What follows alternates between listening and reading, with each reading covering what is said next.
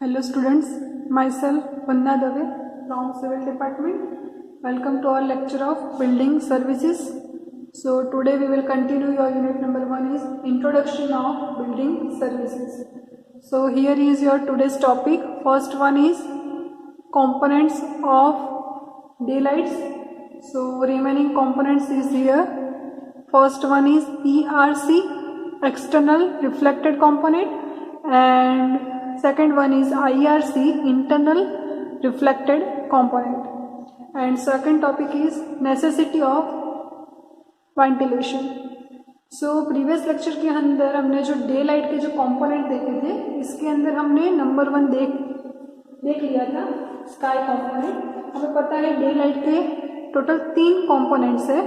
First one है sky component, second one is ERC, external reflected component, and third one is internal reflected component. So आज हम आपका जो remaining component जो day light का रहता है वो आज के लेक्चर में हम कंटिन्यू करेंगे. सो सबसे पहले हम देखेंगे कंपोनेंट ऑफ डे लाइट.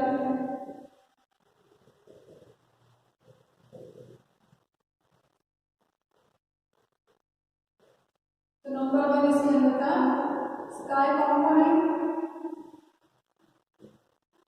जो होगा SC. उसके बाद था इंटरनल रिफ्लेक्टेड कंपोनेंट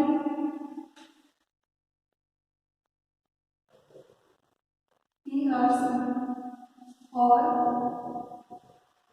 एक्सटर्नल, यहाँ पे आपका एक्सटर्नल होगा और इसके बजाय का आपका internal reflected component. Clear? IRC. सो ये आपका लास्ट लेक्चर कंप्लीट हो गया था. तो अभी हम ERC और IRC कंटिन्यू करेंगे. तो सबसे पहले हम देखेंगे इंटरनल रिफ्लेक्टेड कंपोनेंट ERC. सो इसके अंदर क्या आएगा, सबसे पहले हम डिफाइन करेंगे इसको. सो यहाँ पे मैंने ERC that means external reflected component क्या है उसकी जो डेफिनेशन है वो लिखी है. तो क्या है इसकी definition? The ratio of the part of the daylight illuminance at a point on a given plane which is received by direct reflection from external surface from the entire hemisphere of an unobstructed clear sky. That means कि हमने जो sky component हमने देखा था, clear, तो उसमें हमने देखा था जो हेमिस्फीयर हमने इसमें ड्रॉ किया था और जो भी घर के अंदर एक पॉइंट है उसको पॉइंट को एक लिया था. जैसे कि मैं यहाँ पे ड्रॉ करूंगी, यहाँ पे कोई पॉइंट है P और यहाँ पे आपका कोई विंडो है इसमें, क्लियर. तो यहाँ से ऐसे हमने ड्रॉ किया था,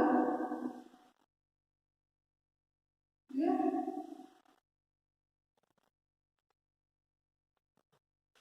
तो ये हो गया आपका स्काई हेमिस्फीयर. सो ये क्या है?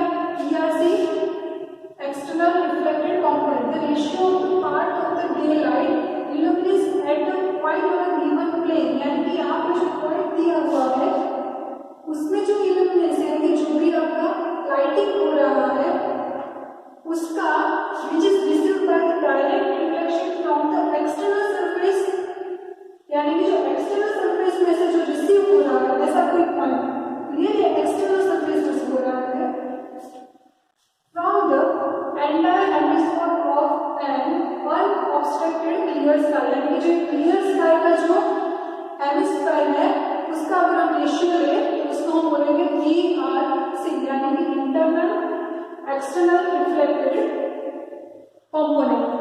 तो ये हो गया आपका एक्सटर्नल रिफ्लेक्टेड कंपोनेंट जो मैंने यहाँ पे आपको ड्रॉ करके दिखाया, जो हमने स्काई कंपोनेंट देखा था उसी तरह से है.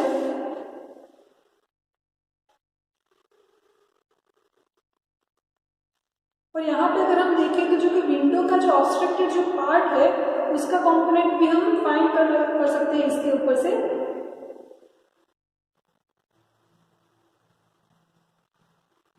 और यहाँ पे जो ल्यूमेंस है, इल्यूमिनेंस, उसको हम 0.2 ले सकते हैं यहाँ पे, जो आपका एक पॉइंट यहाँ पे लिखा हुआ है। यानी कि आपको पता चलता है कि यहाँ पे आपका जो एक्सटर्नल रिफ्लेक्टेड कंपोनेंट है वो क्या है, ratio of the part of day light illuminance at a point on a given plan, यानी कि जो आपका पॉइंट है which is received by direct reflection from the external surface, यानी कि एक्सटर्नल सरफेस में से जो भी रिफ्लेक्शन डायरेक्टली मिलता है वहां से from the entire hemisphere of an unobstructed clear sky। तो अगर हम ERC की बात करें, इंटरनल रिफ्लेक्टेड कंपोनेंट की, तो आपका सिमिलरली है, लेकिन यहाँ पे जो आपका एक्सटर्नल सरफेस है वहां पे आपका इंटरनल सरफेस आएगा। यहाँ पे हम लिखेंगे IRC, तो वो क्या है, सेम ही है, the ratio of part of the daylight illuminance at a point on a given plan which is received by direct reflection from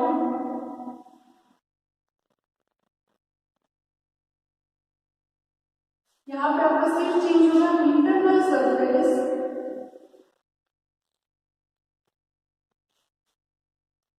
from the entire hemisphere of an unobstructed clear sky। यहाँ की दोनों same ही है, जो ratio है, ratio of the part of the daylight illuminance at a point on a given plane which is received by direct reflection from internal surface. तो यहाँ पे आपका direct reflection from external surface from the entire hemisphere of an unobstructed clear sky. तो ये आपका ERC और IRC clear. तो ये आपका है एक्सटर्नल रिफ्लेक्टेड कंपोनेंट और internal reflected component.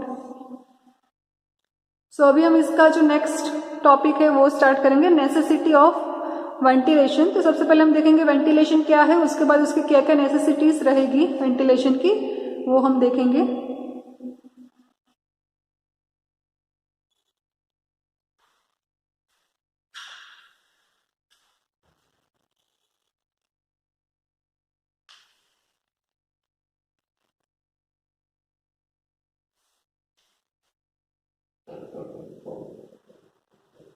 Necessity of ventilation।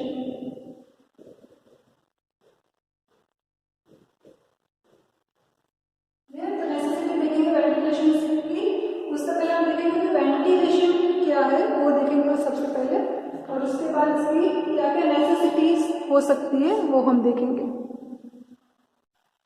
सो यहाँ पे मैंने जो भी नेसेसिटी ऑफ वेंटिलेशन है और व्हाट इज द वेंटिलेशन दोनों लिखा हुआ है।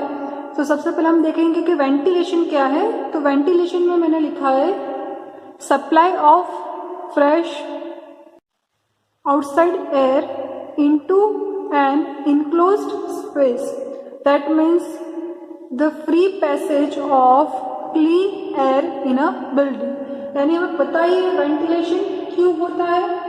तो वेंटिलेशन जो भी अच्छी आपकी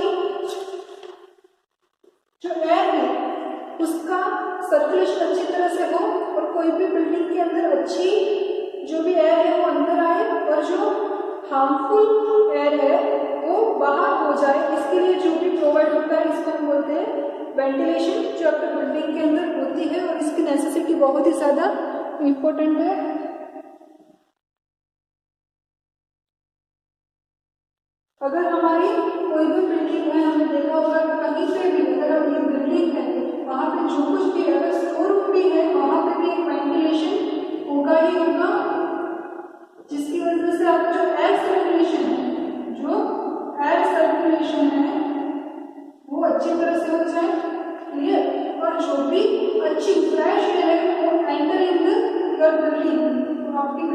अंदर अच्छी जो भी एयर है वो अंदर फ्रेश एयर अंदर आए, और जो भी गंदी वाली जो एयर है जो आपके लिए हार्मफुल है और जो भी गंदी एयर है वो बाहर हो जाए, इसके लिए वेंटिलेशन होता है।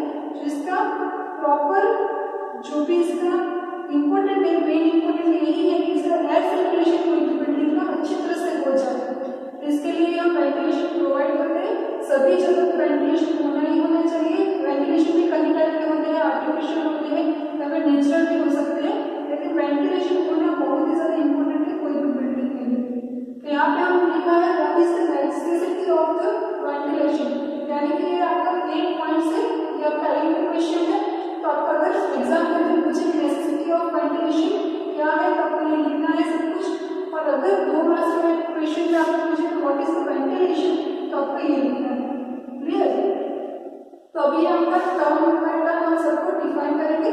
तो सबसे पहले नंबर 1 है removal of carbon dioxide from the building. तो कार्बन डाइऑक्साइड को बिल्डिंग के बाहर निकालने में जो आपका वेंटिलेशन की बहुत ही ज़्यादा ज़रूरी है। हमें पता ही है कि हमारा अगर कोई भी ह्यूमन बॉडी है